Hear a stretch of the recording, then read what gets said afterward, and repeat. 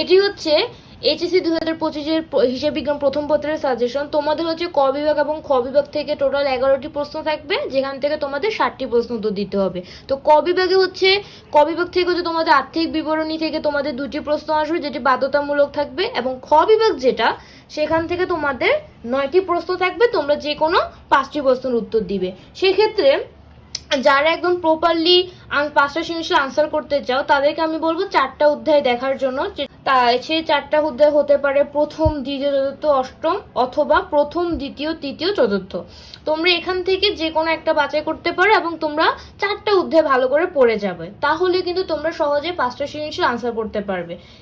আর যারা হচ্ছে যাদের হাতে সময় কম, যারা হচ্ছে সহজে মানে একদম সহজে 4 থেকে 5টা সৃজনশীল আনসার করতে চাও বা শুধু পাস করতে চাও, এভাবে যারা করতে চাও তাদেরকে আমি বলবো যে তিনটা অধ্যায় অ্যাটলিস্ট ভালো করে পড়ে যেতে। হতে পারে সেটা প্রথম, দ্বিতীয়, চতুর্থ, হতে পারে সেটা প্রথম, দ্বিতীয়, অষ্টম, অথবা প্রথম, চতুর্থ, অষ্টম। তোমরা অ্যাটলিস্ট 3টা চ্যাপ্টার ভালো করে পড়ে যাও, তাহলেও তোমরা কিন্তু ভালোভাবে আনসার করতে পারবে। কারণ প্রথম যে অধ্যায়টা রয়েছে সেই প্রথম অধ্যায়টা কিন্তু হিসাব সমীকরণ, এবং এখান থেকে একটা সৃজনশীল থাকবে। তো এই হিসাব সমীকরণ যে চ্যাপ্টার, এটা কিন্তু অনেক সহজ একটা চ্যাপ্টার, তো এটা থেকে কিন্তু তোমরা সকলে আনসার করতে পারবে। এবং যে দ্বিতীয় অধ্যায় রয়েছে সেখান থেকে আমাদের 2 থেকে 3টা থাকবে। তো এই চ্যাপ্টার থেকে তোমরা জাবেদা, মানে সাধারণ জাবেদা, তারপর খতিয়ান, 3 ঘর নগদান বই, নগদ প্রদান, নগদ প্রাপ্তি জাবেদা, খুচরা নগদান বই, চালান, বাউচার, ডেবিট নোট, এই সকল বিষয় তোমরা দেখতে পারো।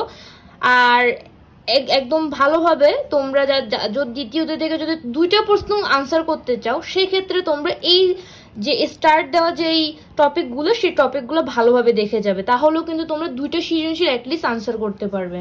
তারপর হচ্ছে তৃতীয় অধ্যায় থেকে তোমাদের 1টা থেকে 2টা সৃজনশীল থাকবে, কিন্তু একটা মানে থাকবে এটা নিশ্চিত, যে 2টা না থাকলেও একটা অবশ্যই থাকবে। সো এখানে হচ্ছে তোমরা জাবেদা, ব্যাংক সমন্বয় বিবরণী, এগুলো দেখে যাবা। এবং যে চতুর্থ অধ্যায় রয়েছে, চতুর্থ অধ্যায় হচ্ছে রেওমিল, চলতি সম্পদ, চলতি দায় ও মোট সম্পদ, এই অংশ থেকে, এবং মুনাফা জাতীয় আয় ব্যয়, এই অংশ, 3টা অংশ থেকে তোমাদের একটা সৃজনশীল থাকবে। এবং সংশোধনী জাবেদা, রেওমিল, অনিশ্চিত হিসাব, নীতিগত ভুল, এই ধরনের ইয়া দিয়ে তোমাদের একটা সৃজনশীল থাকবে।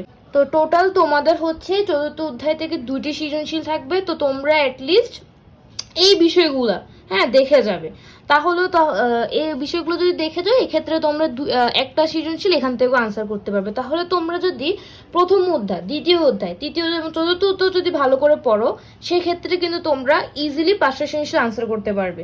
এছাড়া তোমরা যদি আরো ভালোভাবে প্রিপারেশন নিতে চাও, সেক্ষেত্রে তোমরা আরেকটা চ্যাপ্টার হচ্ছে অষ্টম অধ্যায়, আমি সপ্তম অধ্যায়ের কথা বলতেছি না, সপ্তম অধ্যায় হচ্ছে কার্যপত্রের আমি বলবো না, কারণ কার্যপত্র এখানে হচ্ছে অনেক সময় লেগে যাবে, তো আমি এটা সাজেস্ট করব না।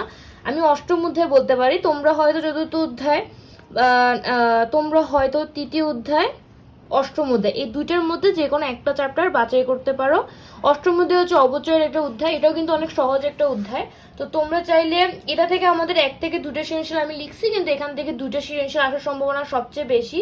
তো তোমরা হচ্ছে প্রথম, দ্বিতীয়, চতুর্থ এই 3টে অধ্যায় মাস্ট দেখবা, কিন্তু তৃতীয় এবং অষ্টমের মধ্যে যে কোনো একটা চ্যাপ্টার দেখতে পারো। তাহলে তোমরা যদি এই 4টা চ্যাপ্টার ভালো করে দেখো, সেক্ষেত্রে কিন্তু তোমরা সহজে 5টা সৃজনশীল আনসার করতে পারবে। আর বোর্ড কোশ্চেন, যেটা হচ্ছে আর্থিক বিবরণীর কথা যদি বলি, এবং এইগুলো যদি একদম ভালোভাবে তুমি যদি আনসার করতে, সেক্ষেত্রে তোমাদের বোর্ড প্রশ্ন সমাধান করার কোনো বিকল্প নেই।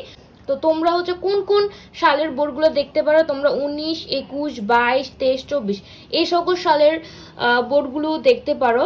কিন্তু যাদের কাছে সকল বোর্ডের নাই, অথবা সময় যেহেতু এখন কম, তাহলে তোমরা যদি সকল বোর্ডের না দেখতে পারো বা সকল সালের অঙ্ক না দেখতে পারো, অ্যাটলিস্ট তোমরা 2টা সাল, যে কোনো 2টা, ঠিক আছে, 19 হলে 19, 21, 22 হলে 22, 23, যাদের কাছে 24 আছে তারা 23, 24, অ্যাটলিস্ট তোমরা 2টা সালের বোর্ড কোশ্চেন সমাধান করে যাও, তাহলেও তোমরা সহজে আনসার করতে পারবে। তো এটা ছিল আমাদের হিসাব বিজ্ঞান প্রথম পত্রের সাজেশন। পরবর্তীতে আমরা হিসাব বিজ্ঞান দ্বিতীয় পত্রের সাজেশন দেখব।